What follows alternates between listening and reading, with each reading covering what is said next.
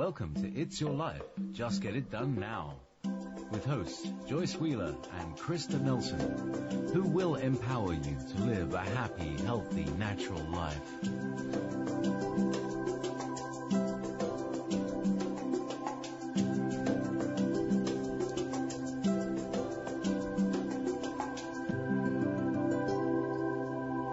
You're listening to Wolf Spirit Radio. Welcome, everyone. This is It's Your Life, Live It to the Fullest.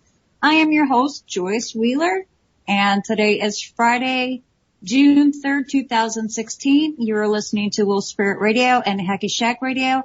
Please remember that we're listener-sponsored, so click that button and show us some love. Tonight, my guest is Dr. Tammy Dehler, and she is a naturopathic doctor with a family practice in Covington, Louisiana. Originally, she was born and raised in Oregon, where she attended Oregon State University and studied nutrition science. She went on to receive her doctorate in medicine from the National College of Naturopaths Medicine in Oregon. In 2003, she moved to Louisiana and started her practice. Suffering with a chronic skin condition, her knowledge enabled her to heal naturally. In part, this led her to desire to share her knowledge with the rest of the world. Dr. Cami is the mother of 7 healthy children who has been treating them with natural medicine since they were born. Dr. Cami, welcome to the show. Hi. It's Cami, right? K-A-M-I. Right. Okay. Yes, Dr. Cami with a K. Yes. So, Dr. Cami, you were born and raised in Oregon? Yes. And so when you were there, obviously you had this passion at that point for dealing with things naturally, or did that come later in life? Yeah, I started studying nutrition and started asking myself the question, thinking about lifestyles and how that relates to disease and things like that, and just the diets that people were eating and medicine and how things that people were eating in the hospital and things like that weren't necessarily leading to healing of disease. And so I started getting very interested in disease and nutrition and how those relate. And that kind of led me into studying the nutrition science at my undergraduate. And then I found out about naturopathic medicine, which the philosophy really made sense to me because it was something where you were asking the question, what's the root cause of what's going on? Why am I having this symptom and what does it mean? And so I really, that inspired me and made me want to study more. And so I went on to get that doctorate. And Oregon natural medicine is very, I guess you would say it's more mainstream or more known about. So there's more naturopaths, practicing over there. And, it's just more of a common thing. Okay, you had mentioned that you were learning about the food that they served in hospitals and food that people were eating. Let's talk about that. What's the problem with the food being served in hospitals? Yeah. Well, nutrition is a very broad topic, but basically you can study so much that you come to the conclusion that, wow, everything kind of isn't good for me, and some things can be good for me. And so you got to ask the question, well, what's the underlying, or what's the main word here on nutrition? But I would say variety, moderation, getting things as close to their natural state, and really just eating food that's live food. So when you do all this processing and all these, adding a lot of chemicals and doing all these things to the food, it starts to make the food not have as much value in your body and isn't going to feed the cells and get all the nutrition to the cells like you need for your healthiest state. So at what age did you decide that you wanted to get involved with this? Well, I actually went back to college when I was in my early 20s to study nutrition. Before this, I was kind of doing a lot of exercise type training and things like that, and was always into nutrition, but I never figured it out as far as what path I wanted to be on with my studies until a little later on in life. So was this lifestyle that your whole family led? Well, this was before I was married or had children, and I started to get more into that way of that lifestyle and that way of eating. But it's a slow transition. My husband says now, changing your diet's like steering a big ship. He said, you don't want to make these quick turns. It's just a slow turning process. And I agree. It's like something where, if you try to change your lifestyle too fast, you could make your body sick. So you want to integrate the healthy things slowly and just start to move more toward that way of eating. Right. When I was talking about your family, I meant the family you grew up with. The family I grew up with, no. were not into healthy or anything. No. This was a later on conversion toward that in my life. So what kind of environment did you grow up in your household, in your family, with your parents? And do you have siblings?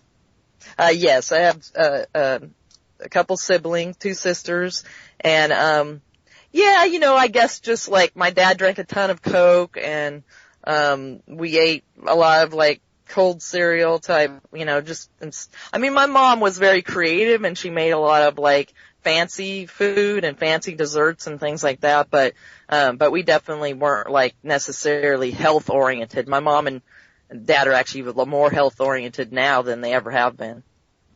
So then what actually steered you into this direction with wanting to know more about food and That's an interesting question. It's kind of funny because I think it's really, my mom was one of those yo-yo dieter people. and so she really was into food in an interesting way. But through that, I just came to the conclusion that it really isn't necessarily about the whole yo-yo dieting thing. It's more about how you feel inside and the quality of your life and how food makes you feel than it is like about, trying to control it all. Right. So then you went in ahead and you studied nutrition, and then you decided to go on to you can say it naturopathic or naturopathic. They say it both ways in the college or at school. So how far in between your nutrition, how many years or months or what was it that before you decided to go back to school to be a naturopathic doctor? Oh, well, basically to go to the naturopathic school, it's a doctorate degree, so it requires you to have an undergraduate, degree. And so I actually went to the naturopathic school right after I got done, with my undergraduate studies in nutrition science. And I went straight to naturopathic school from there. So what is a naturopathic doctor? So naturopathic medicine is, I would say, kind of like a general family doctor, except for the philosophy is looking at getting to the root of the problem and bringing the body back into balance. So if you look at, say you see smoke, you go, okay, there must be possibly a fire or some underlying reason of why this is happening. So it's looking at the root causes, and then it's using natural therapies such as botanical medicine, herbal medicine, essential oil medicine, homeopathic medicine to bring the body back into balance and get the body to respond, to start to heal itself. And looking at, of course, nutrition and all of that, and along with that. And you're really trying to minimize side effects while you're doing this. So, a lot of the botanicals and a lot of that type of medicine doesn't have a lot of side effects. It's like almost like food itself. So it's working with the body to restore balance. So it's basically enhancing the normal process that the body would go through to heal itself. Is that correct? Exactly. Yes. Okay. So tell us a little bit about what exactly you do at your office here in Louisiana. I mean, I've been to you. I know what you do, but some other people might not know what you do. I'd like to talk about the device that you use. Oh, yes. Okay.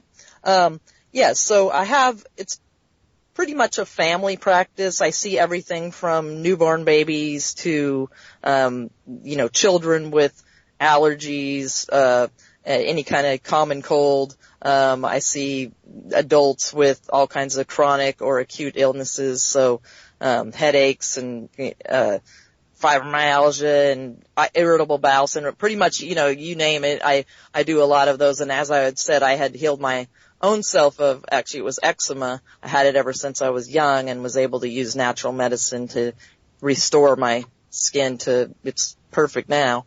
But so I see everybody. And then as far as the testing that I do, I used to do a lot of different testing with all kinds of different things in Oregon with like blood work, and because I practiced in Oregon for a while too.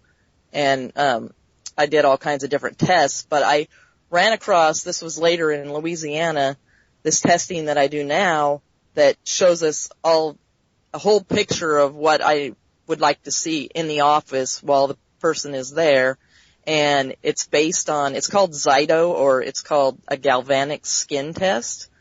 And it's based on heat coming off your skin and frequencies in the computer. So the computer it's a software program that several doctors designed, and everything's assigned a frequency. So your organs, hormones, chemicals, nutrient deficiencies, toxicities, all of these things are assigned a frequency, and when it measures the heat against the frequencies, it'll show us the things that are out of balance in your body. Right. It's kind of a neat little gadget because it looks like a mouse. Yes. Like a mouse. It's like a mouse that fits to your hand. So yes. You just put your hand on top of it, and it's really actually amazing, and it just really scans your body. And yeah, you describe it like when you swipe your cell phone, and if you put on a glove, you know how it won't work? So it's actually putting your hand on this device that senses the heat coming off the skin, but it's very subtle. Right, and it's actually very amazing because I remember when Randy went to you, and you said, this is really weird. Turkey's coming up in nitrate. I don't know if you remember that or not.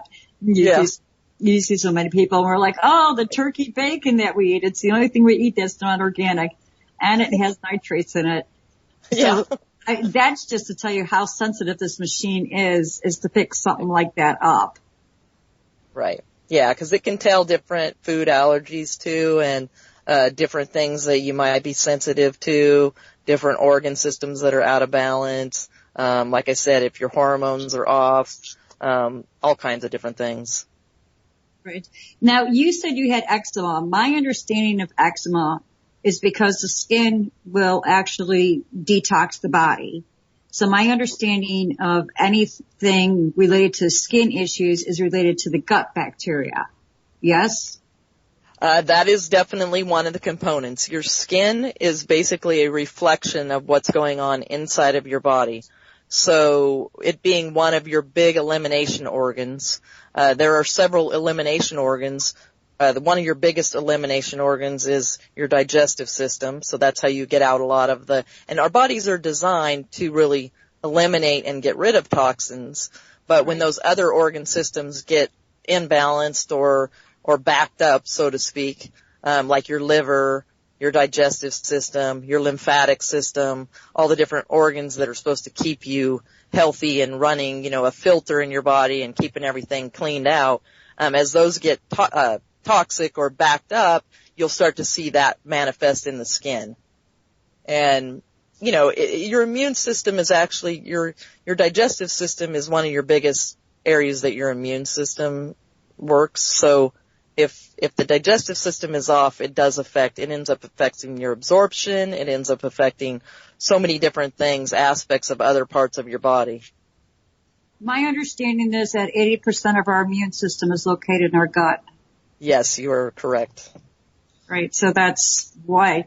And I also understand that a lot of the health issues that we deal with, if we start with straightening out the gut bacteria and then go from there, our chances of becoming healthy are a lot higher. Is that correct? Definitely. And that's what I like to say usually is the root of health is in your gut. So that's like the big area. If your gut's happy, a lot of times everything else is happy. Everything else just kind of falls into place. Yep. So what can we do to keep our and what it is it's that gut microbiome, the healthy Yes. gut bacteria. What are some things that we could do to keep that gut bacteria healthy? Yeah, it depends on what's going on. So the first thing we'll start with is what we talked about earlier, is diet. So obviously, like we talked about, the more pure foods and the less toxic foods, as far as like white sugar and a lot of processed foods and things like that, are going to alter things in your digestive tract. The other thing is keeping that good bacteria healthy. You can do that through the diet with cultured food, so things like yogurt, kefir. If people haven't heard of that, it's like a cultured probiotic drink, usually made with milk, or you can make a water kefir. Kombucha is another one that's a cultured drink, basically.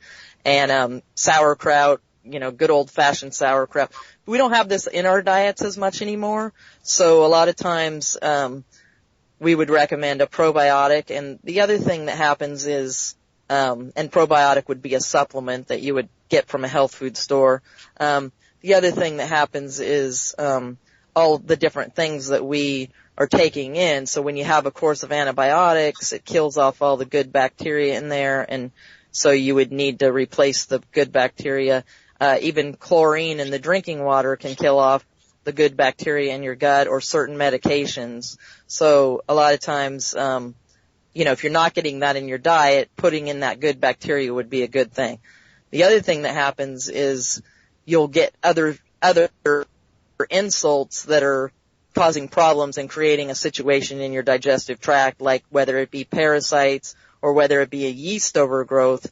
And a yeast overgrowth happens a lot of times when you have heavy metals in your body, and you would get that from like vaccinations or heavy, like the mercury fillings, the silver fillings that you would have in the mouth.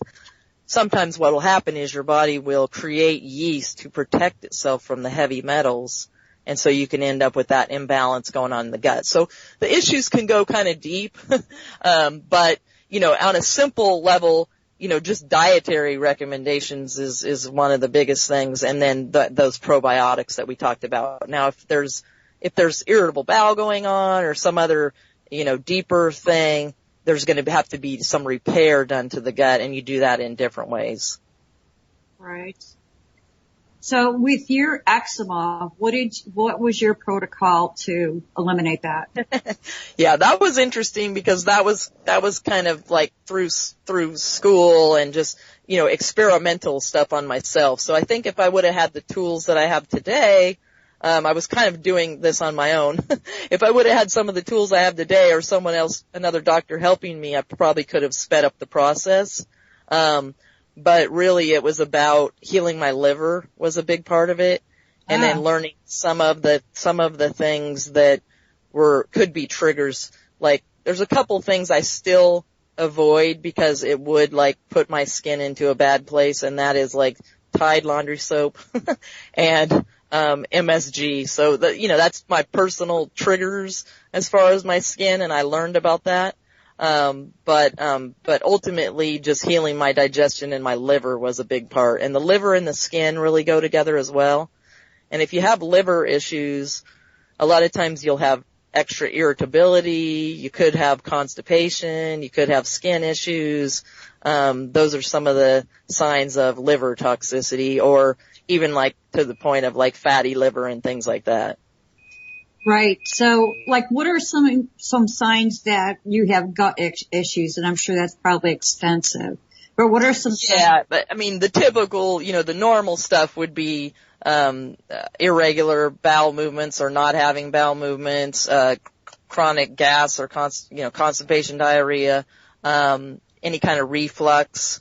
Those would be the simple ones of knowing that there were gut issues going on, but chronic gut issues can lead to even arthritis, can lead to chronic allergies. So sometimes it's more subtle and you don't even really know that it's stemming from the gut, but it is.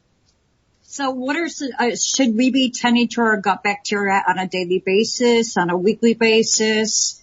The thing about the thing about the gut bacteria is it doesn't store in your body. So you basically do need to put the good probiotics in there every day, whether it's from food or supplement.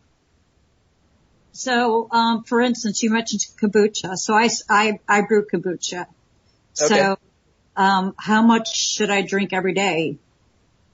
That would depend, I guess, on each individual person. That's one thing about naturopathic medicine too, is really each individual person is totally different. So they're going to respond to it differently. But if you're just starting out to try that drink, I would only recommend doing a very small amount, maybe like eighth of a cup or a fourth of a cup, or if you're giving it to kids for the first time. But if you're, you've been drinking it for a while, you can even drink it to just your cravings. Now, I say that, but you do kind of have to be careful, because if you do have an overabundance of yeast in your body, you can actually sort of start, it works the opposite effect with kombucha, where you can actually sort of start feeding it if you already have way too much in your body. So you have to do it in small amounts, and also probably do other things to get rid of the yeast. Well, how would you know there was a yeast problem? Yeah, the yeast problems can cause all kinds of, different symptoms. And one of the big symptoms with yeast is fatigue and like fuzzy headedness, like just not being able to think. Some of the yeast symptoms can be the skin rashes, mood issues and things. I mean, I know that sounds like there's a lot of things that can cause those symptoms, Right. But excuse me. If you have a history though of yeast, especially a history of antibiotic use, or chronic yeast infections or anything like that, that's for sure a telltale sign. But when I talk about yeast, I'm not talking about you having to have a yeast infection per se. It's more going to be just subtle, an overgrowth of yeast in your gut, basically. Well, I heard one of the signs is, like your stomach will blow out. Oh yeah, that's definitely one of the big signs. So, maybe somebody who's like eating normally and is thin, and then all of a sudden their stomach kind of bloats out, that could be a sign of a abundance of yeast. Yes, for sure. Okay. All right. Let's go back to the liver. We were talking about the liver. There's various functions for the liver.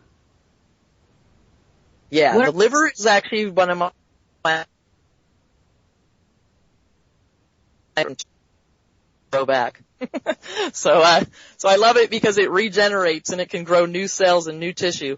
But the liver has a lot of functions in your body. It really, it basically is associated with how your thyroid is running. It's associated with how your blood sugar is doing.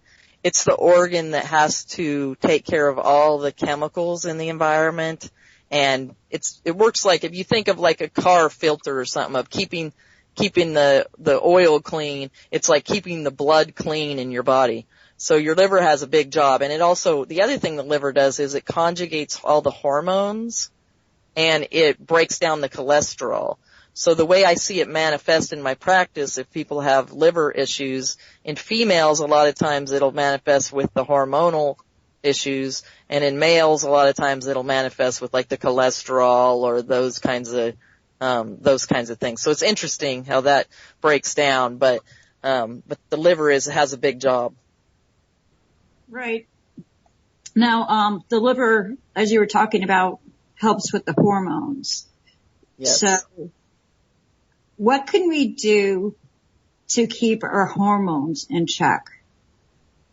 Yeah, that's a tough one, because there's two things that I see big, and that is, one is the liver's ability to conjugate the hormones. So what happens is people end up with an estrogen dominance, and it's females and males that this is happening in, where we're getting a lot of extra estrogen in the environment, and the liver is not able to handle it, and so it's causing this estrogen dominance phenomenon, doing a lot of different things. But in males, it can even make them have breasts and do things with their moods. And then with women, It manifests with weight gain, with the whole hormonal moody type stuff, cravings like sugar cravings, those kinds of things. So getting the liver functioning properly has a big part in playing in straightening out your hormones. Now, another thing though that is affecting the hormones in a big way is stress. And for women, it weakens the adrenal glands, and then you see a lot of people going through like menopausal symptoms and that kind of thing, and it's because their adrenal glands from long-term stress are supposed to be doing the job of taking care of the hormones to a certain extent along with the liver, and when you have this long-term stress, it ends up creating a problem and causing a lot of the menopausal type symptoms. Now with men, you'll see the low testosterone when they start getting that same thing, which is their adrenal glands are taxed and they've been stressing for a long time, and it can start lowering testosterone levels. So these menopausal symptoms, are they happening in women who aren't at that point in their lives to where they should be going through menopause? Yeah, earlier and earlier, really. And I'm seeing a lot of that, so balancing the hormones and cleaning up the liver is a big part of helping that problem. So how young are you seeing these females experiencing this? 30s, in their 30s. Wow. Yeah. So, and you had mentioned the fact that we're bombarded by estrogen in our environment. So what are some ways that we're coming in contact with estrogen that we might not know? Yeah, a few of the different ways. One that people wouldn't probably think about is the little plug-ins, those they make the rooms smell good, but they actually are hormone disruptors and cause estrogen imbalance. And another one is just environmental. There's some things we have no control over, but environmentally, just gasoline and fuel, exhaust.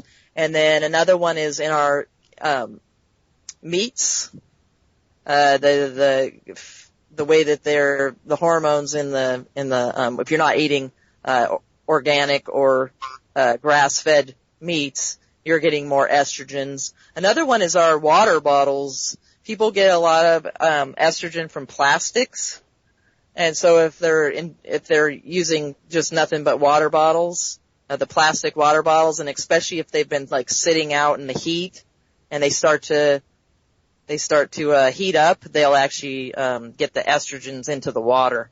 Now, is that due to the BPAs? Yes, and plastics. Right. Most water bottles that are just like the standard are made with a certain type of, they're not the BPA-free plastic or anything. Right. Well, I think the other problem too with drinking out of the water bottles, there's a number of them. The first one being that I know one thing I was guilty of is using the bottle over and over and over again. Right, yes. That starts to break down and they're just cheap plastics, and yeah, you start to get a lot of that. You're drinking that. And then another thing too is we don't know how long they've been sitting on the shelf. Well, I know. Or where were they before that? Right.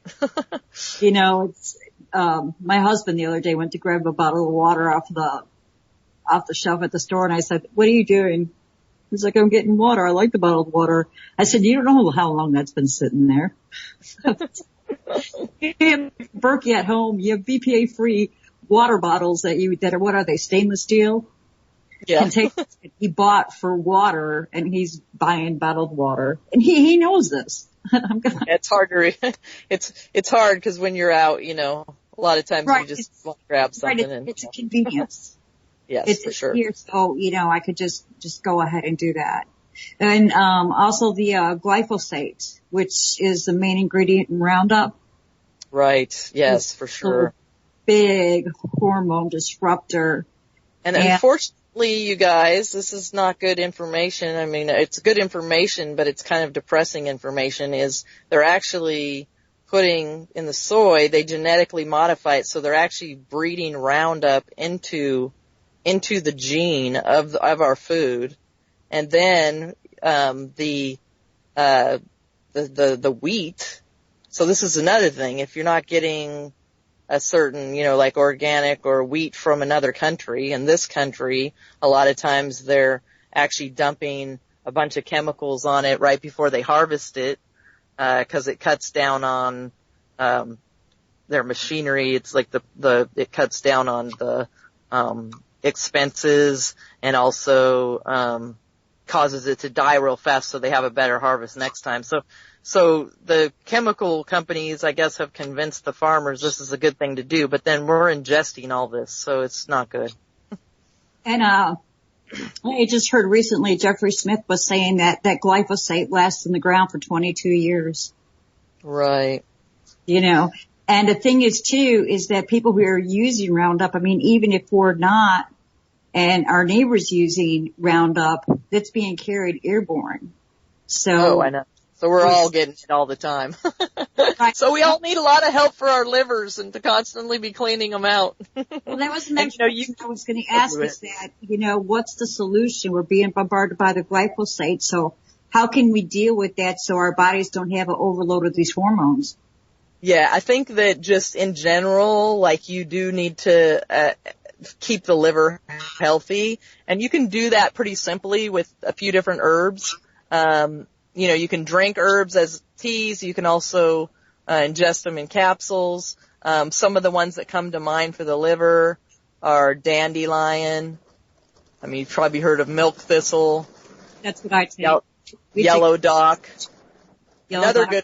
Another good one for females is red raspberry, because that's a real good one to keep the liver happy and to and as a tea it's good too. Red raspberry and nettles is a really good tea that's really good for the liver. Nettles does not taste. Sorry. I think I'm digging the red raspberry a little bit better. It sounds like it has a better taste because nettles, it's good for you. Yeah, it kind of tastes like grass. I don't even know if that's how I would describe it, but the stuff is nasty tasting. Yeah, so, I think preventatively though, just in the world that we're living in right now, we really do need to just, keep the liver healthy, because we're always having to process a lot of chemicals just in our daily lives. So that's our biggest thing, is that we want to make sure to attend to our liver. Yep, exactly. Okay, so what about detoxing? Yes. I had talked to you when I saw you recently that we use the foot bath ionizer, which detoxes the whole body. But some people might not have access to that. So what are some things that people can do to detox that liver, and how often should they do it? Yeah, as far as the liver is concerned, a good time to cleanse the liver is during the spring. And, Louisiana is kind of different because we kind of have interesting seasons. So, so it's not like you have to do it in the spring, but the spring is a good time for a liver cleanse. And I would definitely say at least twice a year, a good liver cleanse. But the thing is, like, you have to kind of be careful, because if you just start doing random cleanses, you may actually end up making yourself sicker before you get better.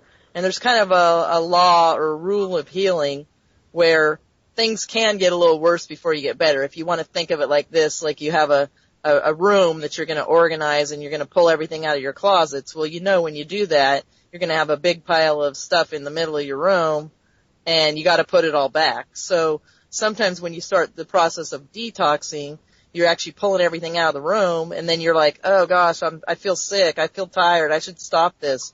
But no, then you're just like sitting there with the pile in your room and you haven't picked it up. So that's not good.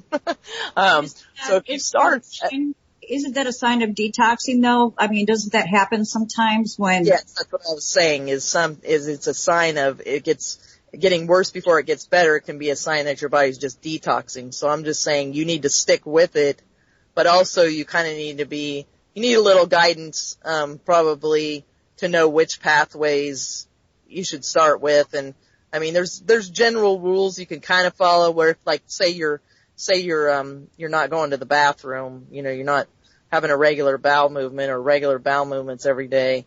You probably need to start there with the colon, because if you start cleansing out your lymphatic system or your liver, you may dump some things out of your cells and your body's not ready to get it out. So it'll just recirculate and then go back into the tissue. So we're better off to cleanse the colon first and then do a liver cleanse? That's the general rule. And for doing a colon cleanse, what would you recommend? Gosh, that's so different. I mean, if you just wanted to, it's hard because each person's so different. I mean, there's some cleanses that I do that are just general body cleanses that'll work on that. So it goes with the bowel first and then the different ones. There's a lot of different companies that I end up dealing with or using their products. If you just wanted something gentle just to start with, I mean, aloe vera is a good one, or magnesium, things like that if you're just trying to get your colon moving. But then there's other cleanses where you're really like, binding toxins and pulling them out of the colon and things like that. But I don't really have a shotgun advice for that as far as like, hey, yeah, everybody take this or anything. What about diatomaceous earth? That's a good one for getting rid of parasites and gently kind of cleaning out the colon. With that, you really want to start very small dose, like almost like 1/8 of a teaspoon and some water. And it's a food grade, make sure, because there are different types of diatomaceous earth. But you want to get the food grade and just start very lightly because it can be a little dehydrating. You want to make sure you drink a lot of water and just start light and then work your way up. Cleanse the colon, will it also help to clean the liver? The diatomaceous earth? Yeah. Not necessarily. It has a lot of minerals though. And it's a good cleaning out of the colon, but doesn't really work on the liver specifically, no. So it's not like a full organ body cleanse? No. See, I didn't know that. I know some people who drink it faithfully every day, believing that this is something that's good for them and it's a full body cleanse. Think about it. If you think about kind of like what we were talking about earlier with your digestive system being the root, if you're kind of keeping that cleaned out and you're already in a pretty clean state and clean living and clean eating, then you probably could say that would technically keep you, in a state of cleaning out. Okay. So then, what about I know the yogi teas, they've got like various detoxing formulas. Are those any good? Yeah, like there's like a bowel detox, I think, of those teas. Those are a good gentle approach. Like if somebody wanted to start with something real gentle and just see how their body did with it, that's a good idea. So we should start, when we do a cleanse, we should start with the colon first, right? Yes. And then go on to the liver. Right. So and I believe that yogi tea also has a liver cleanse. I could be wrong on that. So now we were talking about like milk thistle and red raspberry and nettle helping with the liver, but what about to detox the liver? Yeah, to detox the liver, there's like botanicals that regenerate the liver tissue, and there's ones that you would specifically say focus on detoxing. They all work kind of differently because, like if you think of yellow dock, for instance, it's a really good mineral source, good source of iron. It helps the skin and it also helps the liver. But it's a gentle, I would consider it a detoxification. But at the same time, it's nourishing. I take yellow dock every day for the iron. Yeah, exactly. It's a great source of iron. Okay. If you think about like the red raspberry, that's more of a real gentle cleansing effect, but more of also a nourishing one. So I'd say the yellow dock and the red raspberry are very nourishing. Milk thistle, you tend to think of more of a detox, but it's also regenerates liver cells. Oh, really? Yes. Nice. Yeah. Okay, Colleen asks if people should only use glass and microwaves or not use microwaves at all. Oh gosh, I don't know. I'm not a huge fan of a microwave myself. So I don't want to necessarily take away everyone's microwaves, but I would definitely not use plastic or heat anything up in plastic in a microwave. Well, I heard too that there was an experiment done where they had taken water and they heated it up in the microwave and they fed it to a plant. And that's what they continued to feed the plant. And then the other plant was taking water that wasn't put into a microwave. And the plant that was given the water that was put into a microwave died. And they did this to prove that microwaves actually kill the food. So yeah, I believe definitely. Yeah. Yeah, I do too. My daughter did away with her microwave, and then ours had died. And I was just kind of like, you know what? I don't care if we get another one. And my husband's like, you know, it's going back to like with the water bottles. It's convenient. Yeah, for sure. You know, it's fast. We have one because my husband likes it, but I'm also not necessarily a fan of it. And I can't remember the last time I actually used the microwave. Like, it's been years. So I just don't even, I don't know. I don't even think about it. I forget we even have it. Yeah, I haven't gotten to that point yet. You know, it's just like, it's a lot easier just to throw something in the microwave to heat it up rather than stick it in the pot. You know, I remember one time I had made some potato soup and I was like, oh, I'm going to do things right. I'm not going to kill my food and put it in the microwave. I'm going to put it in the pot and heat it up like that. And it's like, it came, you know, it was like boiling and stuff. And I thought it was done. It was still cold. It's like,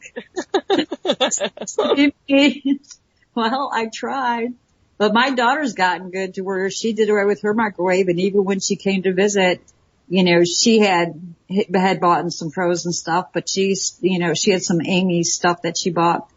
She stuck it all in the oven. She didn't use the microwave. Yeah, probably what happens with me is we have 7 children, so we hardly ever have leftovers. So there's nothing to heat up in the microwave. What are the age ranges of your kids? My oldest is 20 and my youngest is 2. So I have a huge range. Wow, you sure do. You Yes. busy girl. I know. Well, my husband homeschools our kids.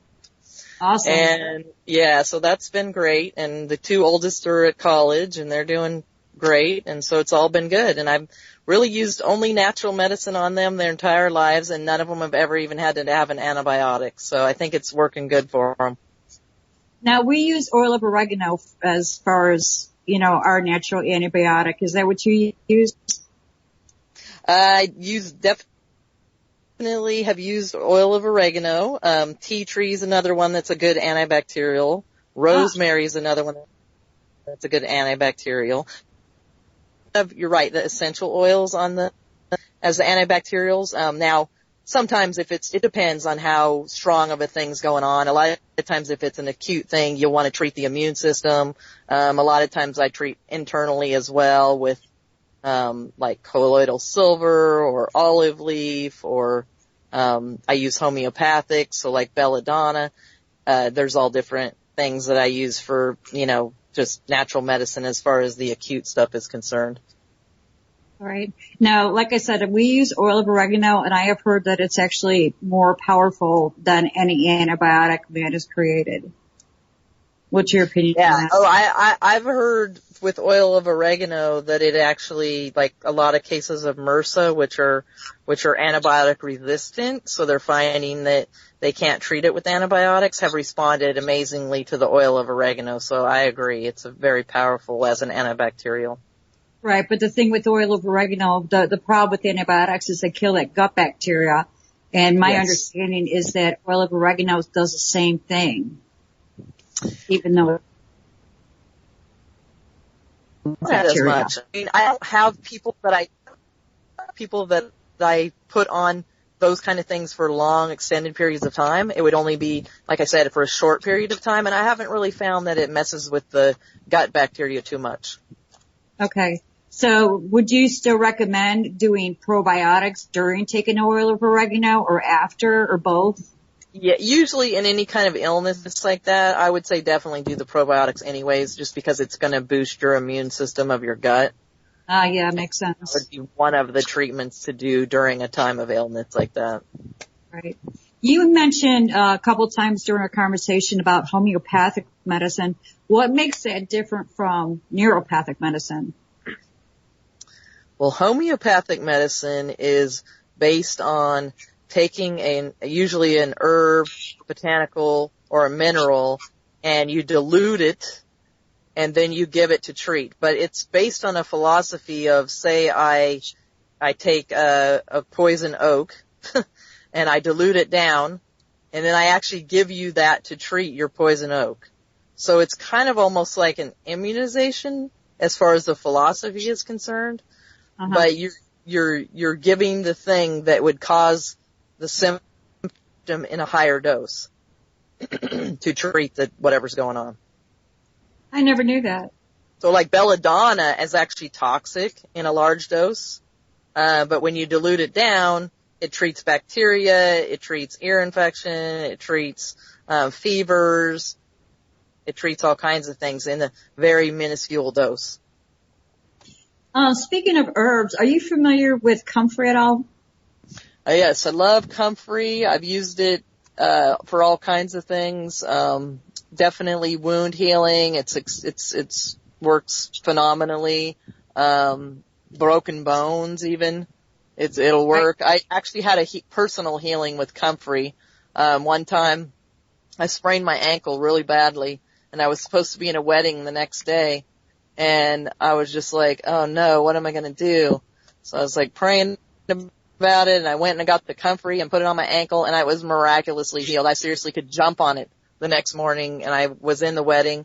And then like my husband was like, I don't even believe you. You must have not sprained it that bad. So like 2 weeks later, he did the same exact thing, and I put it on him, and it healed him too. Now, I know there's been a lot of controversy about whether or not to take it internally. I've heard herbalists say no, but I also watched a video recently, and they were saying there are various herbalists on there, and they were saying that they use it internally, and they've actually found it to heal discs in the backs. I'm trying to think. There's one herbalist, and you might know her name, and for some reason it's not coming to me. The only name that's coming to me is Susan Weed right now, and that's not who it is. Gladstar, Rosemary Gladstar. Oh yeah, definitely. She was on the video, and she had said she was in some kind of accident to where both of her legs were pretty messed up, and the one leg, the bone was messed up, and the doctors were just going, I don't know about this leg, it's never going to be the same. And she was actually using comfrey internally, and said that, her leg,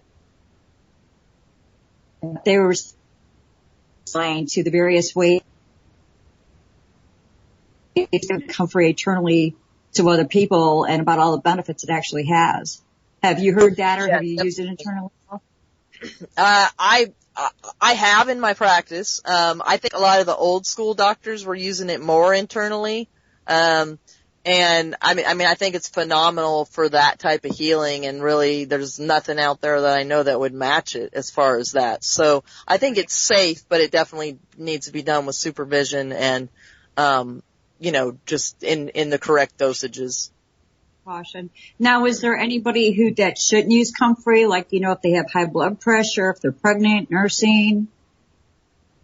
Yeah, I haven't, pregnant and nursing, basically most herbs are on the list of don't really use. There are a list of ones that are fine to use, but the ones that I would say really red flag, golden seal, definitely can't use pregnant.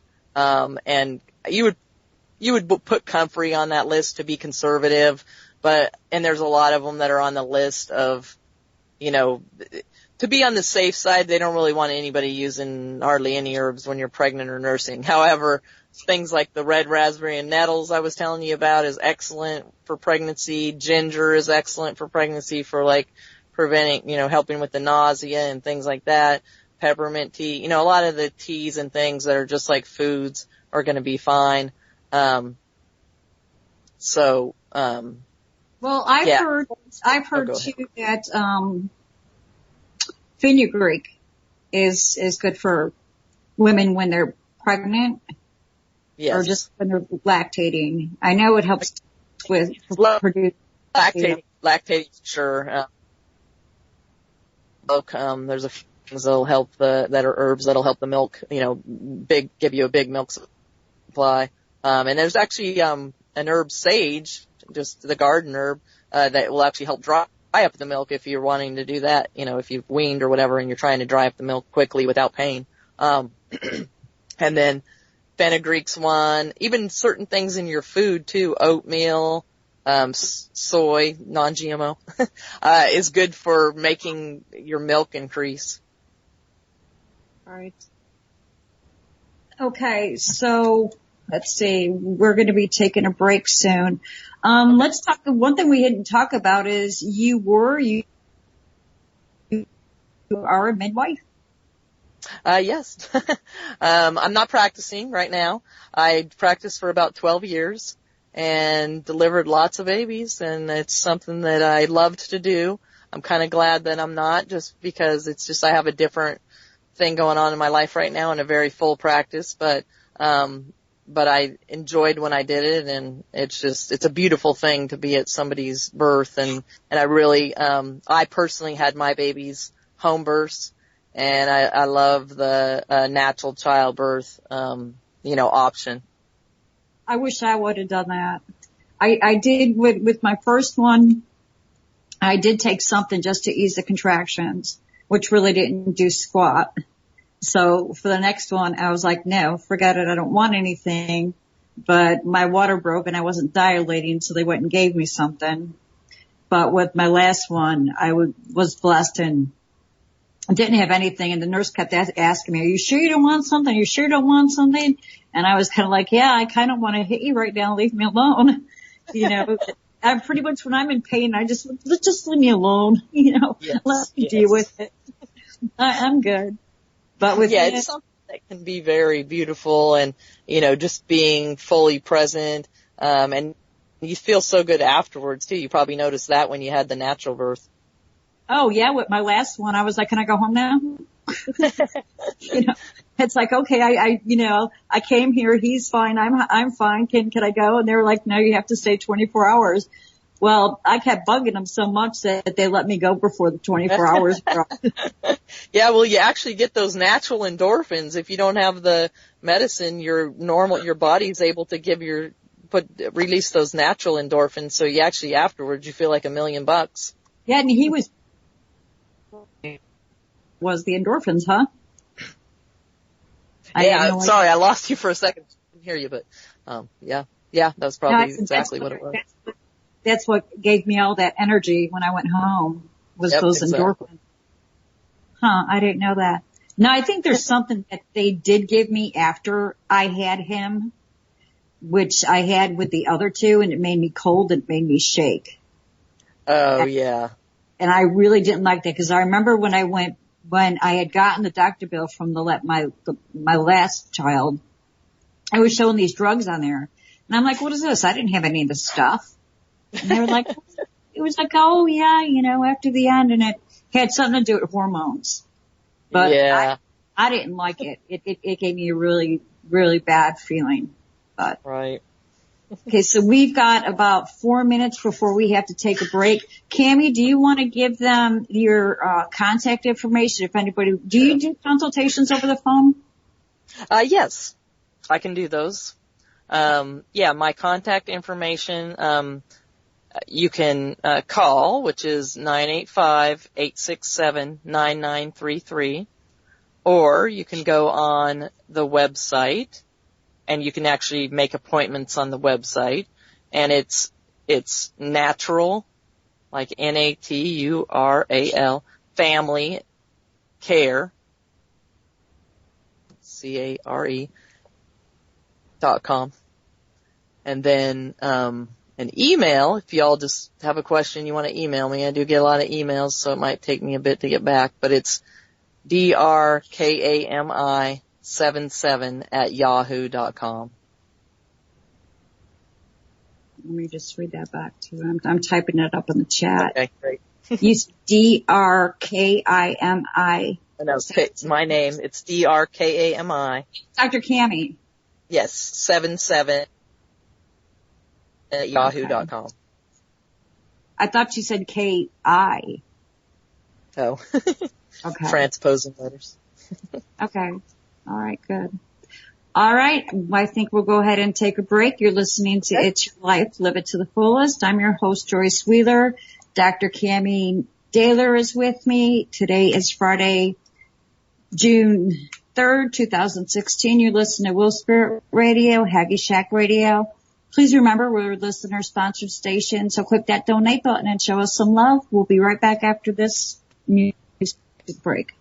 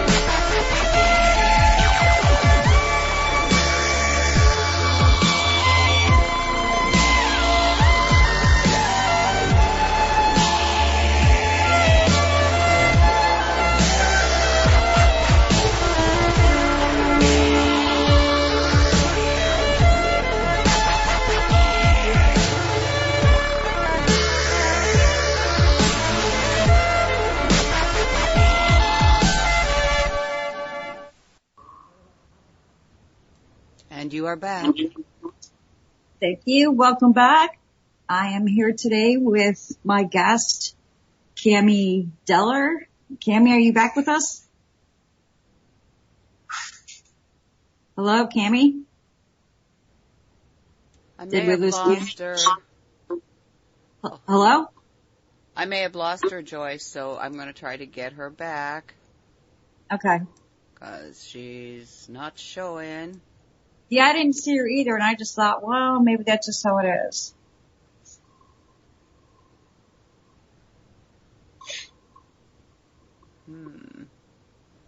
I'm trying to call her back, folks, and bring her back in on the call.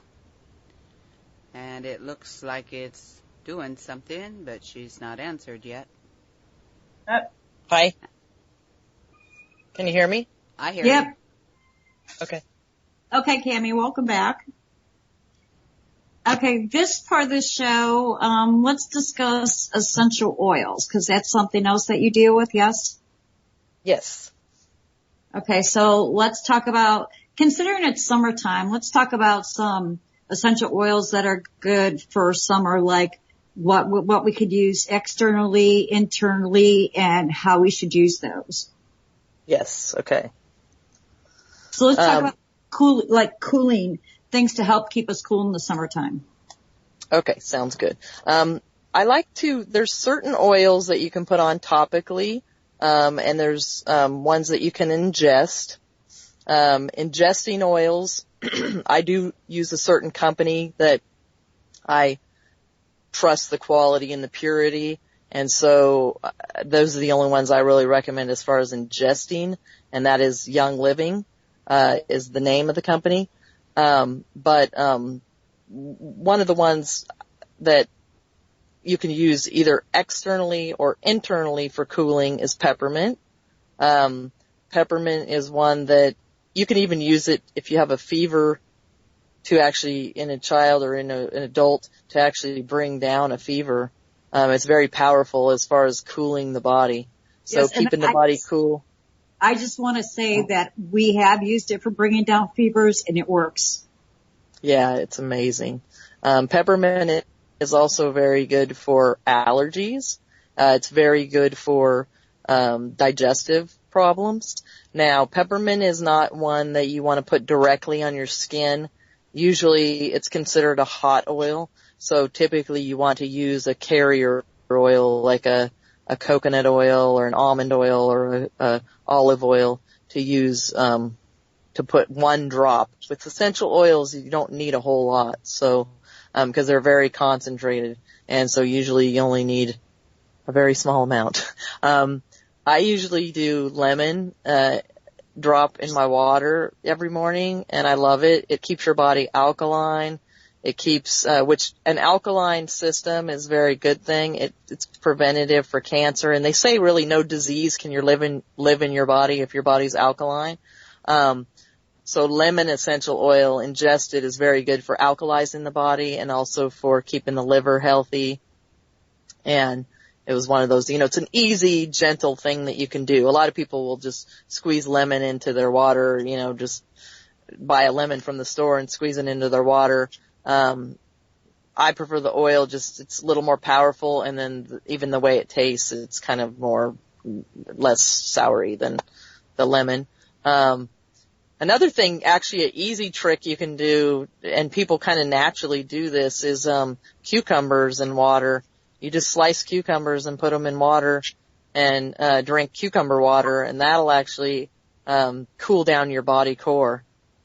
And also people eat watermelon too. That kind of brings down the body temperature a little bit. So it's funny how we do these natural things in the summer, these good things that grow, and it can keep our body's core temperatures down. So those are some of the things I would recommend for cooling off. Now, so my research, when I had researched cooling foods, it's basically any fruit or vegetable, anything that contains a lot of water will go ahead and cool down your body. Right. Okay. Now yeah, you can tell a significant difference, but those ones actually will also, there's a lot of potassium, and so those actually work with your electrolyte balance in your body as well. Now, you were talking about combining the peppermint oil with the carrier oil. So Yes. It's like how much oil would you use and how many drops of peppermint oil would you use? Yeah, like usually I would use, say you do depends on how much you were putting on. If you were just rubbing it on your stomach or something, you'd probably want to do 1/4 of a teaspoon of oil to literally only 1 drop of peppermint oil. Okay, now I've been told putting it on the back of your neck is good. That really helps to cool down. That would be excellent for cooling down your body, yes. Is there any other place on the body where we're going to want to put this to help cool it down? That would probably be the best, like you said, the back of the neck. Okay. If you're using it for more of a sinus or allergy thing, you would want to put it on the temples, but again, you want to make sure that you would dilute it with another type of oil. Okay, now how about essential oil for pests, for like mosquitoes, ants, those kind of things that in the summertime are more abundant, and we really don't want them around us. What can we do about them?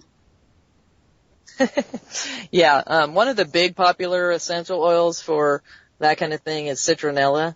And, that's why they put it in a lot of the products that you use to get the mosquitoes away.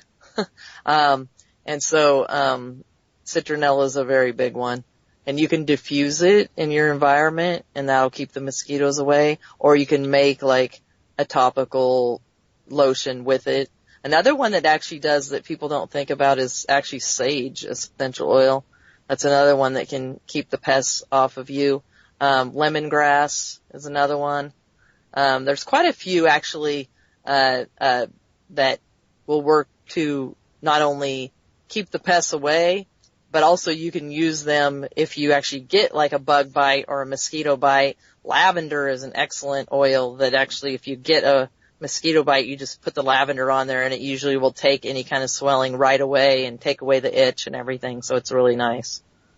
Okay, so if we were going to use, say for instance, the lemongrass, do we need to use a carrier oil with these other essential oils that you were talking about? Yeah, usually it's going to go farther too, especially if you're using it as like a mosquito repellent. You just want to put a few drops in some lotion or a way, to get it all over your body. So it's going to take like a couple drops and, enough lotion to put on your entire body. Okay. So, what about pests on our pets? You got the ticks. And yes. Pests on the pets is a tough one. I have experimented a lot with that. The ones that I found that work the best, and the thing about that is you do have to apply it every day. So it's not something that, you can just just forget about and it's going to last for weeks or anything. You pretty much have to put it on every day. But my favorite one for keeping fleas and that off of your pests is cedarwood.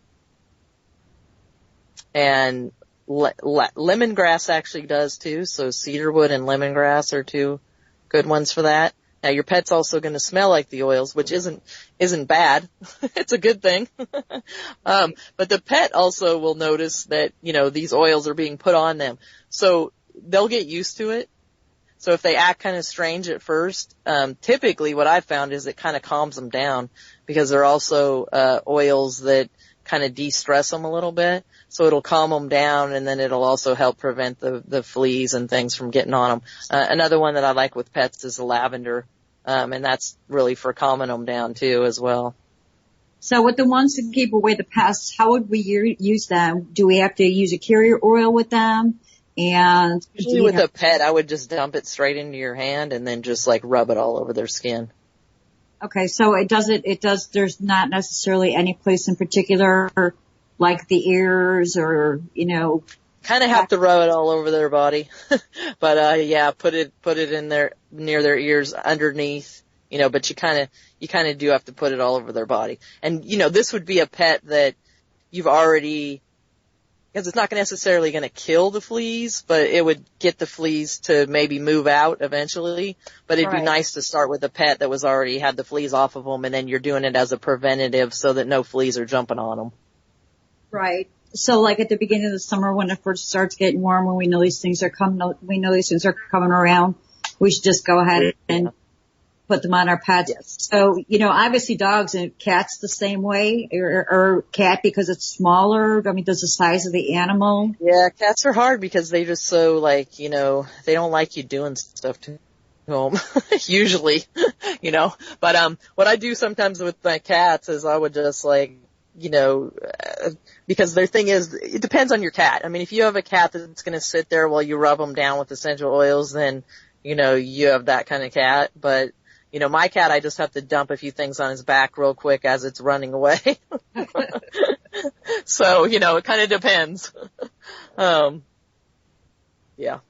But the cats are hard because it's not going to, again, if you're going to do the essential oils, you'd want to do ones that could be ingested because the cats also will lick them off, whereas the dogs aren't going to do that as much. Right, I was going to ask about that too. The other thing you can do though is the diatomaceous earth. If you put a little bit of that in their food, and you can get them to eat it, that'll also help the whole flea situation. Right. Now, a lot of people don't understand that all essential oils aren't equal, and some people think, you go into a store and in the candle section they sell these essential oils. That is not the same, is it? Yeah, a lot of the essential oils are synthetic, and so they're not getting they're putting extra fillers and extra things in with them, and you're not getting the same medicinal benefits. So one of the reasons why I mentioned the company Young Living is because they have a standard where they don't buy, they grow their own herbs. They only buy the property if it's been 50 years without pesticides, and they can certify that. And so they're growing completely organic products, and they have what's called a seed to seal promise where they grow the seed. They check each seed for its medicinal purposes. Like if it looks pretty and everything else, they don't necessarily go for that one. They go for the one with the most medicinal quality. And so then they take it through the process where the founder of the company built these specific distilleries to get the oils out of the plant, and then they seal it up. So it's like they know exactly where it was grown, where it came from, and then they stamp it so that they even show you which ones you're able to ingest and which ones you can't and all that. So, it's just one of the ones that you're getting the good quality stuff. And like their lavender, if you smell the lavender, you can tell just the difference. And this lavender that they have actually came from France. And when the France actually lost their lavender crop, like the original seed came from France, and France's entire lavender crop was wiped out by pests, and they actually kept the original seed that they still use today. So it's like we have that awesome French lavender that, in the essential oils that's now not even available over there. So it's amazing. Okay, so what else do we want to talk about with essential oils? Well, essential oils I really love because I just like the whole nurturing aspect, but at the same time they're healing you. So the thing is, you're getting that, that good smells and good feel in your house. You can use them to purify the house. The peppermint we talked about earlier. If you diffuse that in the house, it's so nice because it'll give it that crisp, clean, even if your house isn't even that clean, at least it makes it feel like it is. So it's kind of nice. And there's one called Purification that they have that's really good at getting any kind of odors out of the home, pet odors, cleans up even VOCs and chemical smells and things like that. So that's great. Also, they just have so many great uses for if you're using them on kids, because it's easy, because it's something where you can just be like, hey, I can just rub this on your foot, or, put it in your room and have you smelling it instead of having them try to take a pill or do these different things. It's just, I find so many different uses for them. And, there's this other one that maybe people have heard about, but it's called Thieves. And the reason they named this one is because during the bubonic plague, these group of perfumers, they were called, but basically men who dealt in herbs, were going around, and they were thieves. They were stealing the goods off of people that had died of the plague. But the thing is, they weren't getting sick. So the king summoned them and said, what's going on? How come you guys, aren't getting sick? They basically said, we put together a formula. We wear it on a scarf around our face when we go around and do this. And he said, hey, I want that formula. If you give me that formula, you won't, be executed for your crimes. So they passed over their formula, and then he promptly had them executed. which wasn't very nice. But anyway, so we have this formula now, and I have a personal testimony about that too. I was actually stuck in the van with my whole family driving across, and I wouldn't say stuck, it was an awesome vacation, but the reason I was stuck is because they all ended up with a stomach virus.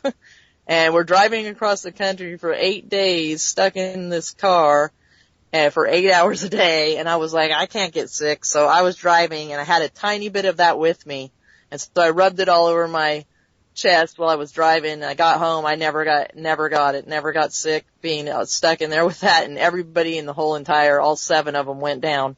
But I ended up totally fine, and I've used it ever since for just protecting you. You use it for colds and flus, and just, it's a big antibacterial. You can use it in your cleaning products. That's another thing is using all this stuff in cleaning is amazing because you're getting the antibacterial effects and you're breathing it in, plus it makes everything smell good. So. All right, before we get into that, because I do want to talk a little bit more about that, let's go back to the diffusing. Now, when you diffuse essential oils, you should not use candle, should you? No, the heat aspect kind of does things, and it's better to diffuse it from a water point where it's like the actual oils getting into the air and you can breathe it in, and it's not destroying the medicinal properties.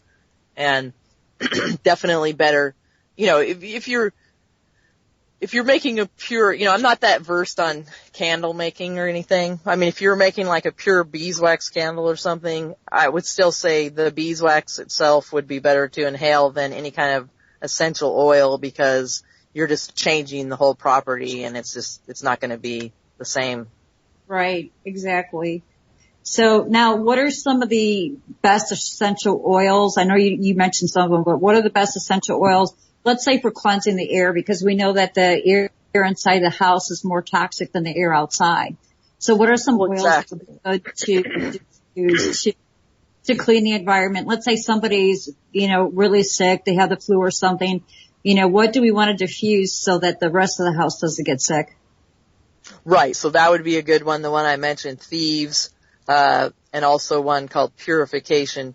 From that particular company, those are special blends. If you have some just straight blends, one that's really good for cleaning the air and also helping you focus and also actually helping you with allergies, so completely cleaning up your allergies, is doing peppermint, lemon, and lavender together.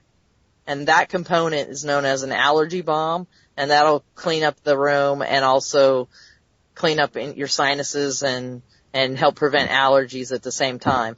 If you're just trying to keep it so everybody's getting sick, I would do the antibacterial type formulas. So how many drops of each one of those would you put into the diffuser? Usually like 1 or 2, or just like 2 drops of each. Really? Yes. You don't need a whole lot. And then it'll last for the time that usually, there's different types of diffusers, but some of them will go like 4 hours, some of them will go like 8 hours. So, I was just going to talk about that. Let's talk about the different types of diffusers that, I know that there's some that you can actually plug into the outlet. Yeah, again, that's going to do more of a heat source of the oil. So you're not going to get the same medicinal quality or properties, and it's not going to be very lasting. Whereas the ones that use the water and put it into the air that way are going to be more effective, and that's something you're going to be breathing in, and it's going to be going into, in through your limbic system and in through your respiratory system. Now, the other thing that's interesting is you can use these great also for stress or for shifting the emotions or for relaxation. They're very potent for the emotional system, because our limbic system, which is our emotional system basically, is connected with our olfactory system. So if you think about it, like when you were a kid and you went to, grandma's or whatever, and then all of a sudden you're like in an environment several years later, 20 years later and you have all of a sudden this smell comes to you and you're like, hey, grandma's house, it's like, it's completely our emotions are tied in with those smells. So what happens is they have the ability really to shift you into certain and out of certain emotions. So that's a kind of neat use of the essential oils as well. Okay. Now, there was something that I want to talk about with the essential oils. Oh, you were talking about the cleaning. Let's talk about, now I know you can use like orange, you can use like lemon. Can you give us some recipes to where we can I know they make great degreasers. Yeah, well, those two you mentioned are probably the most popular with cleaning products, and also, another one would be tea tree. As far as its antibacterial, astringent, degreasing properties. I mean, with the degreaser, you're still going to probably need to put a soap base in there.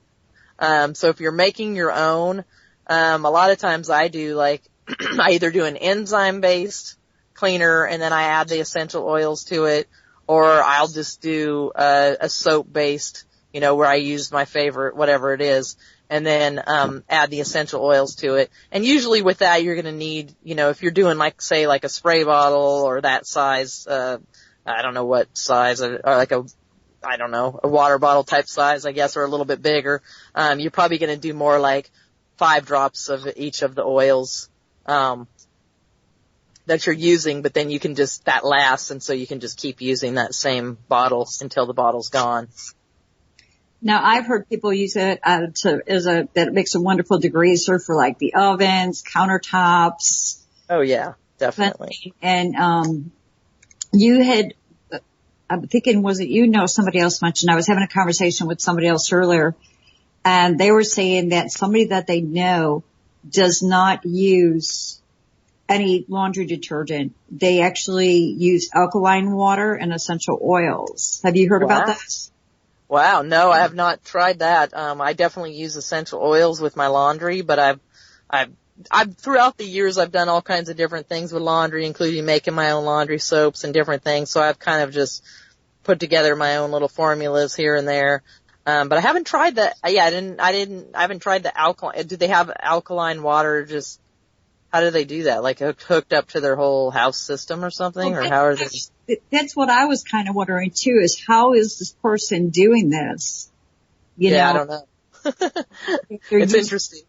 Yeah, being able to use alkaline water, are they taking it and just pouring it into the washing machine? But maybe. I bet you they are doing that, because there's they probably are doing it that way. There's a lot of people out there now that are drinking alkaline water. Right.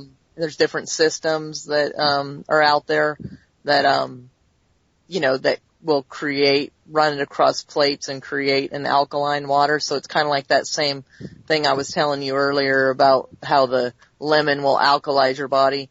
The alkaline water will alkalize your body and prevent cancers and things like that from growing. So what is your take on these alkaline contraptions? I'm a believer, because I see a lot of patients that use it and they just have amazing results. So I think that there's some definite credibility to it, and especially like we were talking about earlier, about the water, the available water out there. I think there's just a lot of things that are put into the water, and then also, so it's a matter of purifying your water to begin with, and then alkalizing it is another step.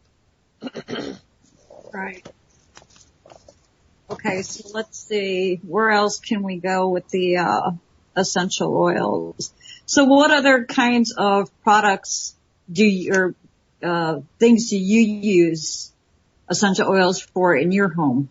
Yeah, I pretty much end up using them almost daily. A lot of times, if any of my kids have any kind of little stomach cramp, or if I have a headache, I've found an amazing use of essential oils with any kind of headaches or migraine, even headaches. I've used them as bacterial when a kid's got like an infection or something, I've used them. I use them a lot if they, just to prevent any kind of sickness. And then, and one of my favorites that I haven't talked about is actually frankincense. And it's just an amazing oil where they're having all kinds of results of it reversing DNA and reversing scar tissue and, reversing DNA damage. So even in like cancers and things like that. And, the cool thing about frankincense is, the frankincense tree itself, they're hundreds and hundreds of years old, and they actually have to go to another country in Saudi Arabia to get it, tap it out of the tree. But the awesome thing about it is you do like a swipe of the bark of the tree, and then you get this oil. Well, it'll actually heal over. So if you go up to the tree, you can see from years in the past, it'll have like black, looking spots, and you wipe it off and it's brand new bark underneath. So the tree itself actually is always regenerating and giving out new oil. Right. Yeah. I've heard that. I think that's pretty amazing about that. I've also heard the same thing about, cork. That cork will do that too. It'll heal itself. I had a gentleman who he made all kinds of cork products, purses, umbrellas, watches, shoes. I mean, it was amazing to see. And he advertised in the magazine last holiday season, and he just had all his cork products, and he had information on his website about cork, and that was one of the things that he amazing. I didn't even know that. Yeah, I didn't either, but I thought that was amazing because, I really, let's keep our planet the way it is as much as we possibly can and, not deplete resources. Even knowing that kind of stuff exists is just phenomenal, and, it just should be more abundant. Well, and not only that, but it should be something we should all be more educated on. We're just not educated a lot on, the plants that we're surrounded by. Yeah, I just learned something from that. I didn't know that about cork. Yeah, I thought that was pretty amazing. I didn't know that about frankincense. Then I was like, wait a minute. Yeah, I did hear that. So it's just, nice to know that we can go ahead and utilize some of these plants and we're not hurting them. We're not depleting them. It's like, the white sage is being watched on the endangered list because it's just being used so much. So I think, we need to be aware of what we're taking in, but even more so, what are we giving back? What are we putting back? So, yep, sure. You were talking about the oils that you use like every day. In what amounts are you using this? How are you using them? Topically, internally, and what's the protocol? Yeah, pretty much all those ways. I diffuse a lot of oils in the house, and it's a nice, peaceful environment. If you're going into your room at night just to have something going for de-stressing, and so I do a lot of that, and then or helping you with sleep. And then really just it's also, whatever kid problem the kid's coming to me with at the moment as far as like, what oil am I going to pull out? And my girls love all of them because they love the way they smell, and then also just for healing, and so they're kind of used to it, and they're just getting little whatever, a bug bite here or something there, simple things, but things that there's something that you can do that's natural that's going to work with their body instead of, add to the chemical load. Right. I know I have gotten my 17-year-old to where, and even my 19-year-old, they'll come to me and they'll be like, what do you got for this? What do you got for that? My 17-year-old moved his arm wrong or something, and he had pain in there, and I was like, well, pain is a sign of inflammation. I said, so, here, take some turmeric. Let's bring that inflammation down. And that's the thing too, is that we are so uneducated about our own bodies. We do not know how they function. When I found out about the pH levels And at one point, I was a 5.0, my pH level. Wow. And I was like, wow, this is amazing. I don't ever remember when I was going to regular physicians, them saying, oh, let's check your pH level. Or how's that gut bacteria doing? You know? Yes. Yeah, I think we've just gotten pretty disconnected from, like you said, just the care of the body and nature itself. Right. You know, and I just, since we changed our lifestyle, which has been for about 3 years now, just educating myself on everything that I can about the body and how the body works and how to just maintain it, keep in the way it's working naturally rather than bombarding it with these pharmaceutical drugs that all they do is mess the problems and also hinder us from absorbing certain vitamins and nutrients and cutting off endorphins, neurotransmitters. And it's just like, wow, that just really wreaks havoc on the body. You know, sure. It's not a real solution. You know, it's like you talked at the beginning of the show. You know, what you do is you're looking at the whole body, you're looking at the whole person, trying to figure out what is the problem. You know, not just going, oh, you know, you have a headache here, take some ibuprofen. Well, you know, I still have a headache, but the ibuprofen is just turning out the chemicals in my brain that's telling me I'm in pain. Right. You know? Yeah, definitely. It's usually if there's a warning, there's some reason, you know, that it's happening. And I always tell people too, if you have a pile of garbage and you have flies all swarming all over it, don't just keep dumping fly killer on the flies. Just go ahead and clean up the garbage. Right. Exactly. So, as far as I was going to say, you know, the other thing too is people don't tend to listen to their bodies. You know, it's our bodies will speak to us if we'll only listen to them. And, right.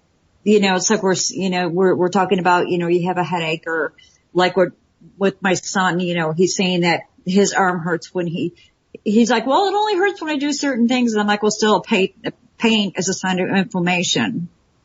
It's Right. telling you that there's something wrong. So let's get rid of the inflammation and then the pain will go away. But, anyway, so back to essential oils. So now I know that you can kind of like make a homemade. Seems we've lost Joyce again. Hello? Hello? Who have I got? I guess. So she's still here. Joyce is still here? Yeah, I'm still here. I wasn't hearing you. Your sound dropped. Well, I'm still here. Okay. I'm showing Cammy still on the screen. Yeah, I see you. Is Cammy? Did we lose Cammy again? I think so. Okay, let me try to bring her back in. That's just weird. Because your voice, you dropped out as well. Huh. And she's showing she's off. Well, let's try.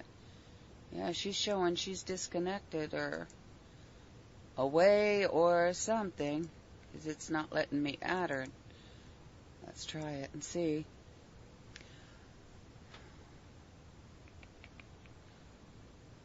Speedy-dee-dee-dee-dee-dee. This is so much fun, not.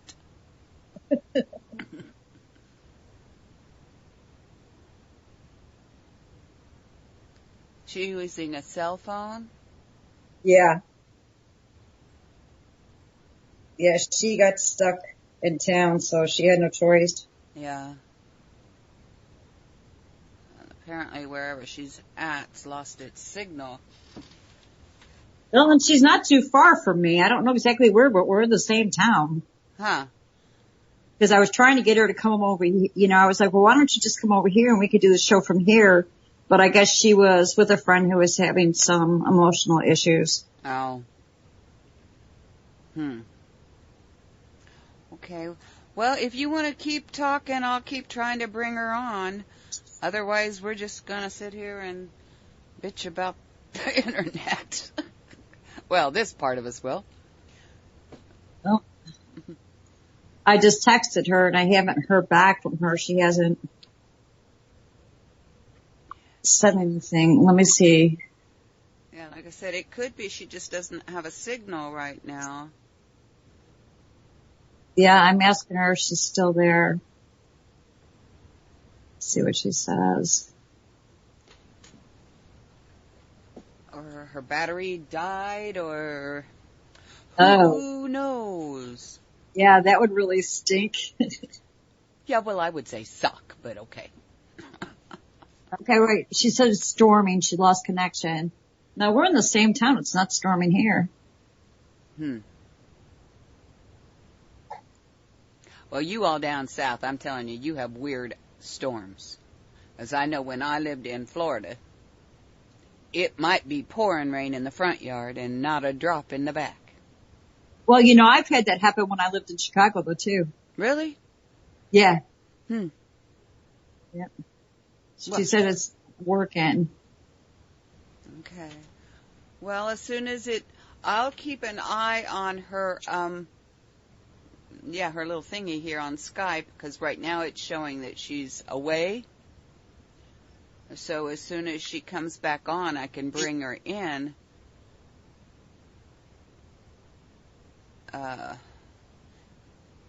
in the meantime, Yeah. what do you want to talk about? Yeah, that's the thing. What am I going to talk about? She knows more about the essential oils than I do. Right. I mean, I know some, but her Skype connection isn't working. Oh, snap. Okay. Well, so what do you want to do? I'm thinking. I wasn't expecting this. Well, of course not. You don't expect this. Well, you don't want to expect this sort of thing. Right. But after all, Right. it is the internet and it is Skype, so and the connection has been weird today, even though my system is showing my connection's very, very strong. I've still had some drops. So. Okay, let me do this. Let me grab my book on essential oils. Okay. I have one here somewhere too. Somewhere. Probably clear on the other side of the room.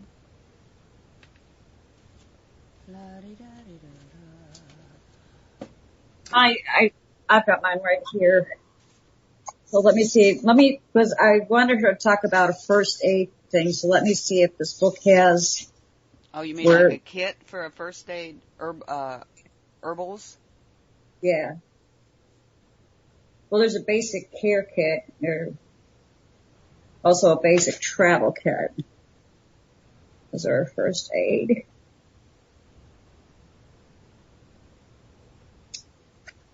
All right. Let me see. Let me get to the page real quick. It's been a while since I've opened up this book.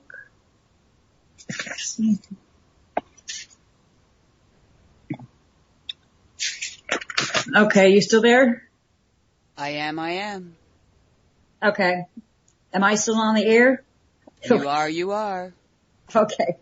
All right. So for a basic care kit, you can use lavender, tea tree, peppermint, chamomile, eucalyptus, geranium, rosemary, thyme, lemon, and clove. And the lavender is capable of many important jobs, and it's very, very nice to use, very soothing, great smell. So that's one thing that you want to keep on hand is that lavender oil.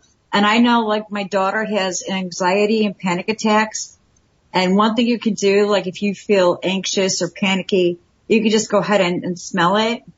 Or else you can go ahead and maybe put a few drops, like on a handkerchief if you have one, or a piece of clothing, and just, go ahead and smell it to get that scent. You can also, like, put it, along your collar so that you could just easily go ahead and smell it. So it helps with that. It also stimulates the immune system and contributes to the healing process of stimulating the cells of a wound to regenerate more quickly.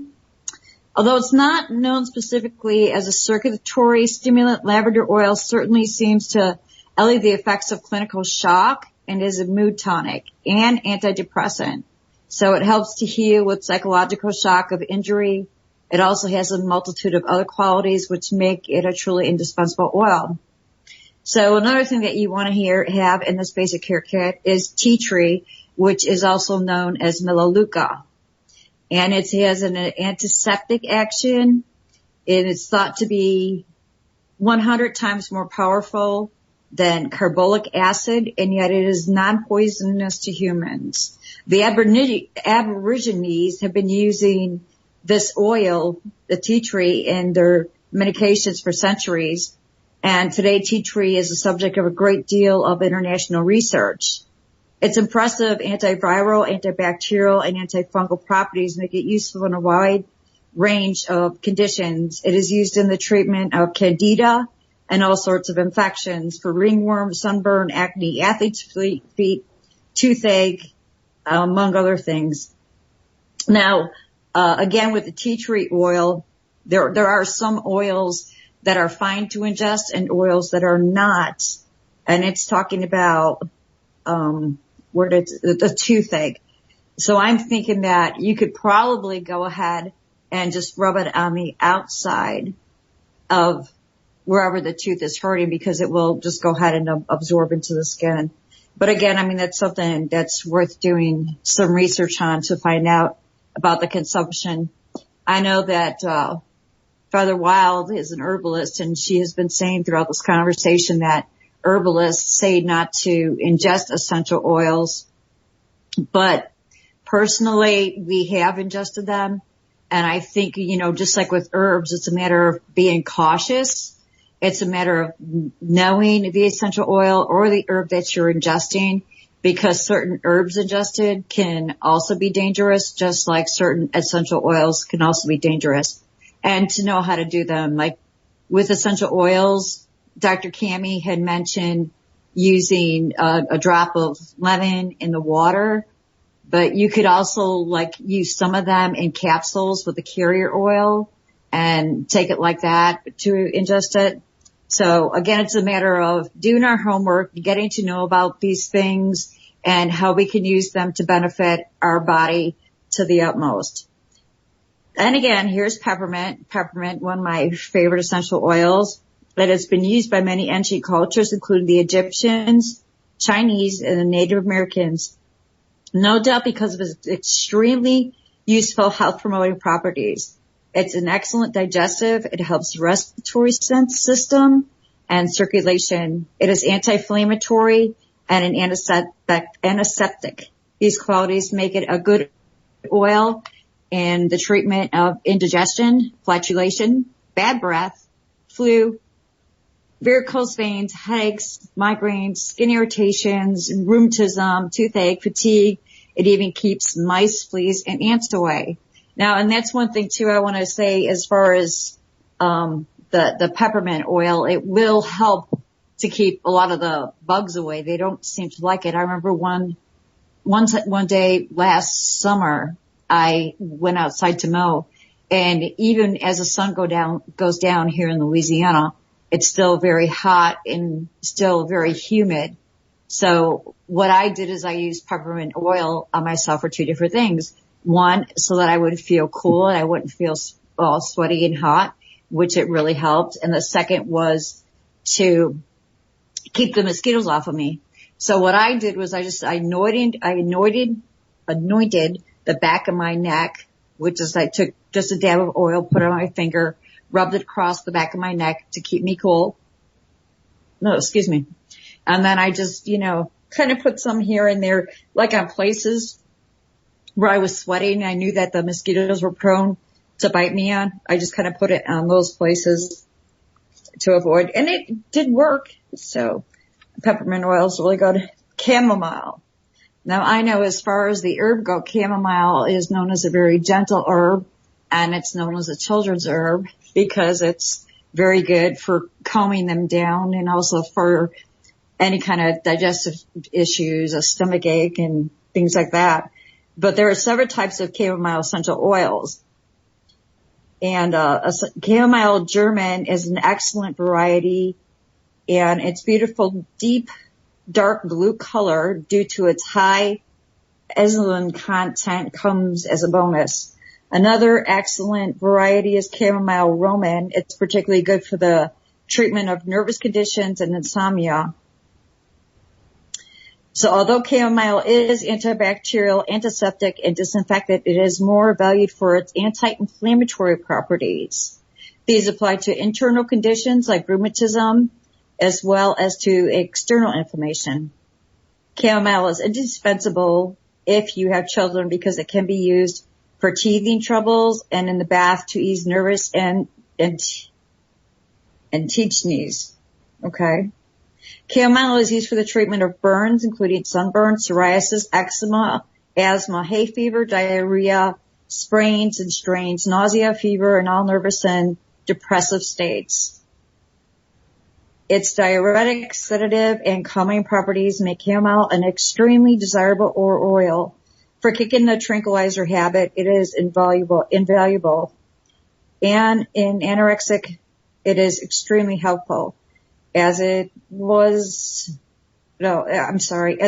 wasn't enough, chamomile is used in rejuvenation treatments. Another one we should have in this basic care kit is eucalyptus. It has been distilled from at least 1788 when two doctors, John White and Dennis Costin, distilled eucalyptus for its use in treating chest problems and colic. This was in Australia, where the Blue Mountains of New South Wales are so called because of the extraordinary blue haze that it exudes from the resin of the eucalyptus gum and envelopes to the entire landscape. In such a powerful aromatic environment, the medicinal qualities of this ancient tree would be hard to miss. Eucalyptus is a marvelously versatile and useful oil. It cools the body in summer and protects it in winter. It is anti-inflammatory, antiseptic, antibiotic, diuretic, and deodorizing. Research has proved its antiviral properties as well. It is best known for its effectiveness against coughs and colds, but is equally effective in the treatment of candida, diabetes, and sunburn, while also being useful in veterinary care and as an insect repellent. These are a wide range of eucalyptus varieties, any one of which could be useful addition to a basic care kit. Now they're talking about like colds and coughs and allergies. And when we were talking about diffusing, I know another thing, they have these little pots, they're called neti pots. And it's like for your sinuses. And it's just enough, I don't know if people have seen them, but it's kind of like almost looks like a little teapot, a miniature teapot, but the spout is longer and it's thinner. And it's made so that you can go ahead and inhale. So you can always go ahead and use a neti pot with some water and, a few drops of essential oil. She's still not back, Colleen? Oh. There she is. Yay. Yay. Sorry, man. Not your fault. Yeah, it's storming here pretty bad now. No, it's funny because where I am, it's not. That's weird. It is because we're in the same town, so obviously different parts. It's probably coming your way. Yay. Well, while you were gone before we broke up, or before we got dropped, I was asking you about a first aid kit. Oh, yeah, great. But then what happened is we had to fill that time. So I have an essential oil book here and it has like a basic care kit. So I was reading a little bit about what they said about keeping like lavender, tea tree, peppermint, chamomile, and eucalyptus. And it also mentions, geranium. So tell us, great. Yeah, it's funny because I heard Gary Young say one time that if he had one oil, and he's a founder of the company, of the Young Living company, he said if he had to choose one oil, he would choose lavender because it has the most like benefits and uses and things that you can use it for, which is pretty amazing. But I'm sorry, what was your question? I was just going to say, in this basic care kit, one thing that they mentioned, I mean, we've got 6 minutes left. So if we could just go, well, why don't you tell us, do you have a first aid kit for essential oils and which essential oils? Yeah, and that would actually be good. I don't know if there's any option of me maybe even putting something like that, like on the website or something, just putting together a little, suggestion kit, since we're running out of time, something I could write down even just, kind of like the uses and why you would have this in your first aid kit. So how many essential oils do you have in your first aid kit? Me? Yeah. A lot. I don't know. At least 30 or more for sure. Wow. Really? Yeah. Okay. So if you had to, limit it to, we got 5 minutes. Let's say you have to limit it to 3 essential oils for a first aid kit. What would they be and why? 3? Oh man. You can only take 3. Okay, I think I'm going to go with the lavender, lemon, and peppermint because the lavender has so many uses for the bug bites, infections, stress, the skin, allergies, all kinds of things. The lemon is the one that you can use for cleaning. It's an astringent. It helps. Helps the skin, helps acne. It helps heal the liver, alkalizes the body, and then the peppermint is the one we talked about for cooling the body, for allergies, for digestion. So if you had stomach cramps or a stomach ache or even constipation, it'll work on that. You rub a little bit on the lower colon, on your stomach area, and it'll actually even relieve that. So I'd probably choose those 3, and those are the 3 you can diffuse for allergies in the home and for cleaning in the home. So, if I had to say pick 3, that would be it. Great. Excellent. Okay. And I can give you a site if people wanted to go on and like look up some things and look more about the oils. The one that I have is, it's YL.PE, P as in Paul, E as in elephant, / it's kind of a weird one here, but it's 3, P as in Paul again, 57. And that'll take them to the direct link to my site. Okay, that's Y, L like in Larry, period. L as Larry, yeah. Period, P as in Paul, E / 3, P as in Peter, 57. Yes, that's it.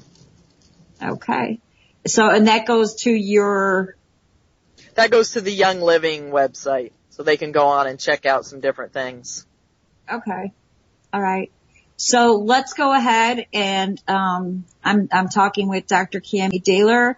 And so if you could go ahead with Cammie and give them your contact information again, how they can reach you. Sure. You go on the website, naturalfamilycare.com. And my phone number, which is 985-867-9933. And then the email, which is drcammie, DRKAMI 77 @yahoo.com. At Yahoo. Oops. What happened here? Oh, there we go. Well, that was weird. I was typing it into the chat and somehow you said Yahoo, right? Yes. Okay. Excellent. All right. Thanks for having me on today. That was great. Well, thank you so much for being on. You've been listening to It's Your Life, Live It to the Fullest. I'm your host, Joyce Wheeler. Today is Friday, June 3rd, 2016. My host today has been Cammie Dehler, and she is a naturopathic doctor here in Louisiana. And thank you for listening. You've been listening to Will Spirit Radio, Haggy Shack Radio. Please remember we're listener sponsored, so click that donate button and show some love. And everybody have a good day. Dr. Cammie, thank you for being on the show. Thank you. Have a blessed day. Bye. You too. Bye.